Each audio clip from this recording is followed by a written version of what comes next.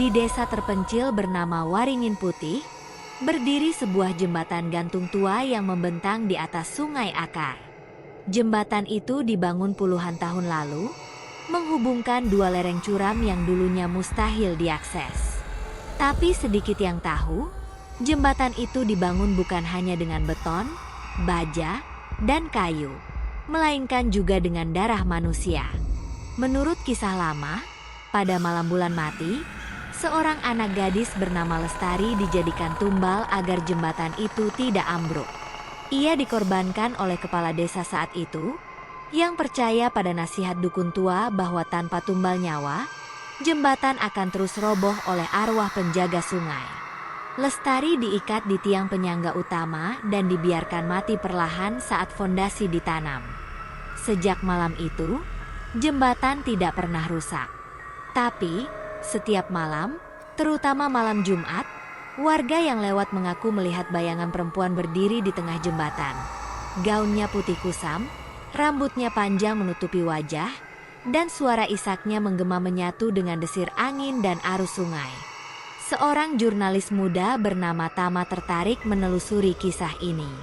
Ia datang ke desa dan bermalam di rumah kepala dusun. Malam pertama, ia nekat berjalan ke jembatan pukul 2 dini hari. Ia menyalakan perekam suara dan melangkah perlahan. Di tengah jembatan, ia berhenti. Suara langkah kaki lain terdengar dari arah sebaliknya, tapi tak ada siapapun. Udara mendadak dingin. Lalu, terdengar bisikan lirih.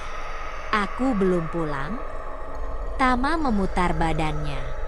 Di ujung jembatan, berdiri seorang perempuan. Matanya merah menyala. Mulutnya sobek hingga telinga. Ia melayang perlahan ke arah Tama.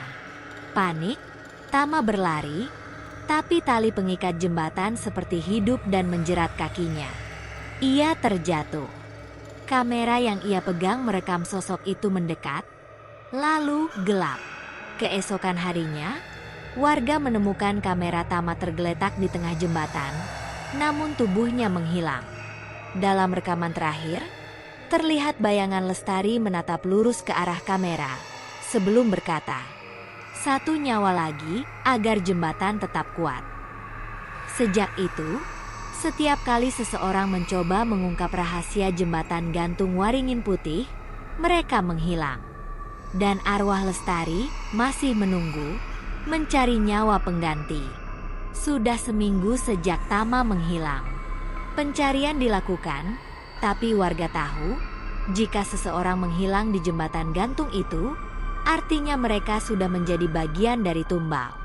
Tapi seorang gadis kota bernama Ayla, sepupu Tama, tidak bisa menerima begitu saja. Ayla adalah mahasiswi antropologi. Ia menemukan jurnal Tama di apartemennya, catatan lengkap tentang desa Waringin Putih, legenda Lestari, dan kutipan dari buku kuno yang menyebut tentang jembatan pengunci arwah. Di halaman terakhir, ada kalimat yang digores buru-buru. "Kalau aku tidak kembali, jangan cari aku. Tapi kalau kau nekat, bawa cermin hitam dan jangan pernah menatap matanya." Dengan tekad, Ayla berangkat ke desa. Ia membawa cermin kecil dengan permukaan obsidian yang ia beli dari kolektor barang mistik. Sampainya di Waringin Putih, suasana terasa aneh. Warga menatapnya dengan pandangan penuh rahasia dan ketakutan. "Apa kamu keluarganya Tama?" tanya seorang nenek tua berkerudung hitam. "Kamu seharusnya tak datang." "Nenek tahu apa yang terjadi padanya?" tanya Ayla. Nenek itu menggenggam tangan Ayla erat. Arwah itu tidak lagi menunggu tumbal. Ia marah. Terbangun. Setiap malam, suara Lestari tak hanya terdengar di jembatan. Kini ia berjalan ke desa, memanggil, menjemput. Malam itu, Ayla bersembunyi di dekat jembatan, dengan kamera inframerah dan cermin hitam di tangannya. Pukul 1.59, angin berhenti. Hening mutlak. Sungai yang deras tiba-tiba membeku tanpa suara. Detik berikutnya, isak tangis terdengar jelas. Langkah kaki pelan di atas kayu jembatan. Cekikikan pendek yang berubah jadi jeritan panjang. Ayla memberanikan diri menoleh, dan di tengah jembatan berdiri Lestari. Wajahnya hancur, matanya berlubang hitam seperti terowongan. Namun satu hal yang membuat darah Ayla membeku. Di balik Lestari berdiri sosok Tama, tubuhnya pucat, bibirnya membiru, dan ia tersenyum tanpa jiwa. Ayla, panggil suara Lestari, lembut seperti bisikan maut. Kamu darah yang sama, kau bisa membuka gerbang. Kau pewaris. Seketika itu pula, cermin hitam di tangan Ayla retak sendiri. Dari retakannya muncul bisikan-bisikan, seperti suara orang berteriak minta tolong. Ayla hampir jatuh pingsan, tapi teringat kata Tama, jangan pernah menatap matanya. Ia menunduk, berjalan perlahan mundur sambil menempelkan cermin ke dadanya. Tapi Lestari terus mendekat. Tama ikut bergerak. Tali-tali jembatan mulai melilit sendiri seperti ular. Saat Ayla menyentuh ujung jembatan, tiba-tiba bayangan hitam menyelimuti tempat itu. Dunia seolah berhenti berputar. Dan suara terakhir yang terdengar sebelum Ayla pingsan adalah, kau akan jadi penutup atau pembuka. Pilih darah yang tersisa. Ayla terbangun di rumah kepala dusun, tubuhnya gemetar. Matanya menatap langit-langit bambu dengan napas memburu. Di luar, ayam jantan berkokok. Pertanda pagi telah datang. Tapi suara-suara dari malam tadi masih terngiang di telinganya. Isakan Lestari, bisikan dari cermin, dan suara Tama yang seolah bukan manusia lagi. Kepala dusun, Pak Jatmo, duduk di samping ranjang dengan wajah berat. Kamu seharusnya tidak bertahan. Nak, katanya pelan. Orang yang melihat Lestari biasanya tak kembali waras. Atau tak kembali sama sekali. Ayla menatapnya. Apa maksudnya, aku pewaris? Darah yang sama? Pak Jatmo menarik napas panjang. Lalu membuka laci tua dan mengeluarkan sebuah foto hitam putih. Foto itu menunjukkan seorang gadis muda yang sangat mirip Ayla, berdiri di pinggir jembatan dengan wajah pucat. Itu nenekmu, Surti, kakak dari Lestari. Ayla membeku. Kakak? Surti berhasil kabur malam itu. Tapi arwah Lestari mengira pengkhianatannya itulah yang menyebabkan ia dikorbankan. Arwah itu menyimpan dendam. Ia mencari darah Surti untuk membuka kembali gerbang kutukan. Dan sekarang, kamu, cucu terakhir, adalah kuncinya. Ayla mulai menyatukan potongan-potongan misteri. Jembatan gantung bukan sekadar struktur biasa. Ia dibangun di atas bekas pintu ritual kuno, tempat para dukun mengunci makhluk-makhluk alam bawah yang tidak bisa mati. Tumbal manusia hanya penutup, bukan persembahan. Tanpa tumbal, gerbang itu akan terbuka. Tapi jika darah penjaga hadir dan arwah tumbal memegang tubuhnya, mereka bisa dibebaskan. Malam berikutnya, Ayla memutuskan menuntaskan semuanya. Ia kembali ke jembatan dengan satu tujuan, mengakhiri kutukan. Dengan lilin ritual, manik-manik dari kepala dusun, dan cermin hitam yang kini dibungkus kain kafan, Ayla berdiri di tengah jembatan tepat pukul 3 dini hari. Langkah pertama, menyalakan lilin. Langkah kedua, membuka cermin. Langkah ketiga, memanggil nama arwah. Tapi sebelum Ayla sempat berkata, kabut hitam naik dari sungai, membungkus tubuhnya. Jembatan mulai bergetar. Sosok Lestari muncul, tapi kali ini tidak sendiri. Di belakangnya, ratusan wajah muncul di udara. Wajah para tumbal yang telah dikorbankan selama puluhan tahun. Wajah mereka tak utuh, mata kosong, mulut robek, dan jeritan mereka menggema seperti badai. Dan dari tengah mereka, Muncul Tama, kini sepenuhnya dikendalikan.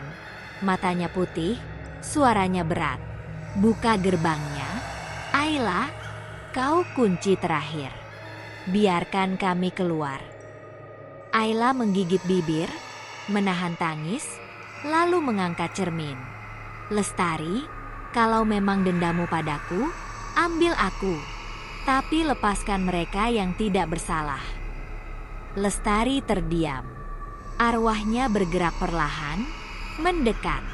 Namun, saat wajahnya terlihat jelas, penuh luka, darah mengalir dari mata. Ayla menatap cermin. Cermin menyerap cahaya. Jeritan terdengar. Sosok Lestari mulai terhisap masuk ke dalam kaca obsidian. Tapi jembatan berguncang makin hebat.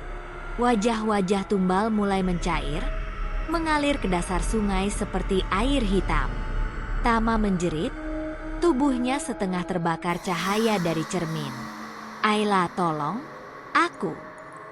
Ayla ragu, tapi ia tahu, jika cermin ditutup sebelum ritual selesai, semua akan kembali. Maka ia menahan cermin lebih lama, bahkan saat tangan kirinya mulai membeku, membatu. Boom! Ledakan cahaya memenuhi udara. Jembatan hening. Angin berhenti. Sungai tenang.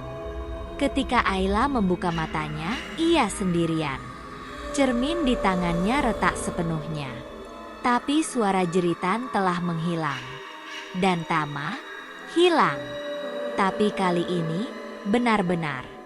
3 bulan kemudian, jembatan gantung Waringin Putih dibongkar. Tak ada yang berani membangun kembali. Ayla pulang ke kota. Tapi setiap malam Jumat, cermin retak itu berembun sendiri, dan di balik kabut kaca, terkadang, senyum pucat Tama masih terlihat.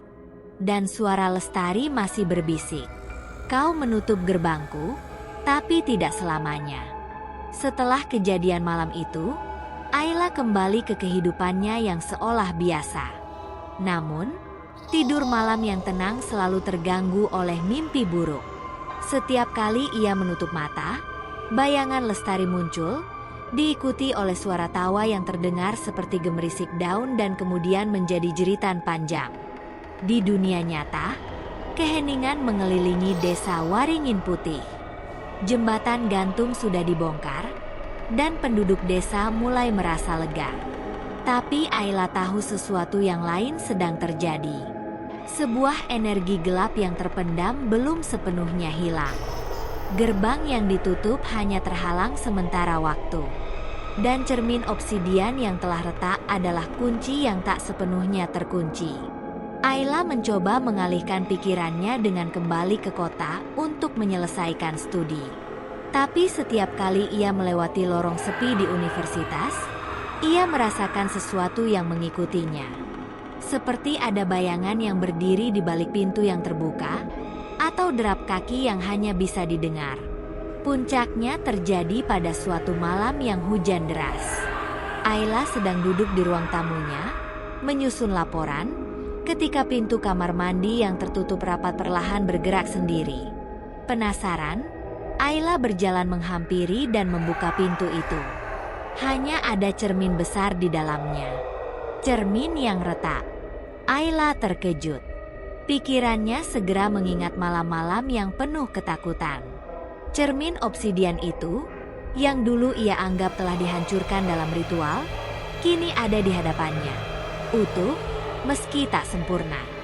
Ayla berusaha mengalihkan perhatian, menutup pintu kamar mandi, dan kembali ke meja.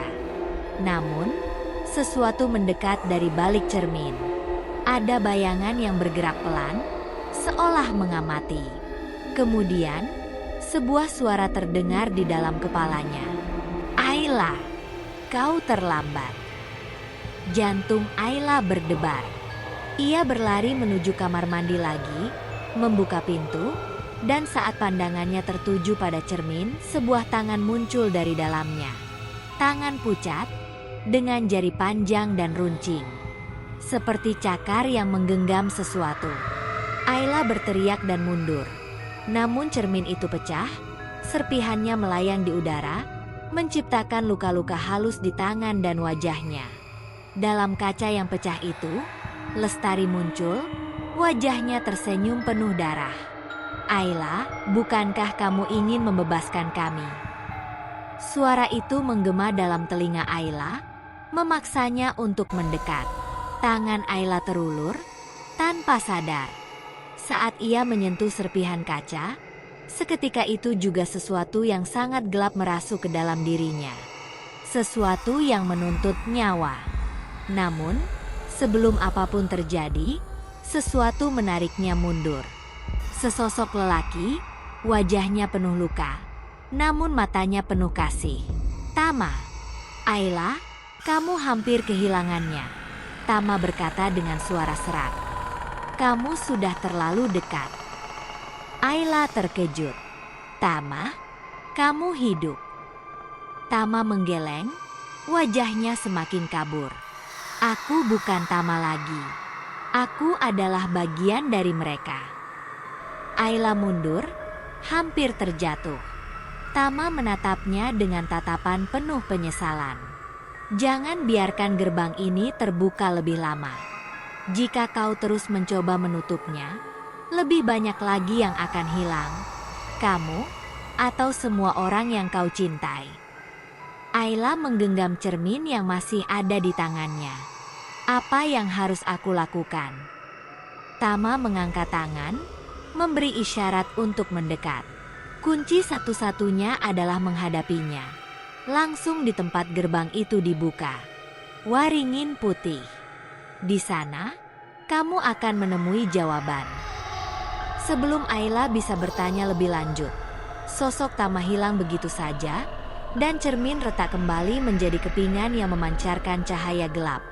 Ayla tahu, jembatan itu bukan hanya penghubung antar sisi, tetapi juga jalan menuju tempat yang lebih kelam. Ia harus kembali ke desa, lebih cepat dari yang ia kira. Tapi kali ini, tidak hanya untuk menutup gerbang, tapi untuk mencegah seluruh dunia dari kehancuran.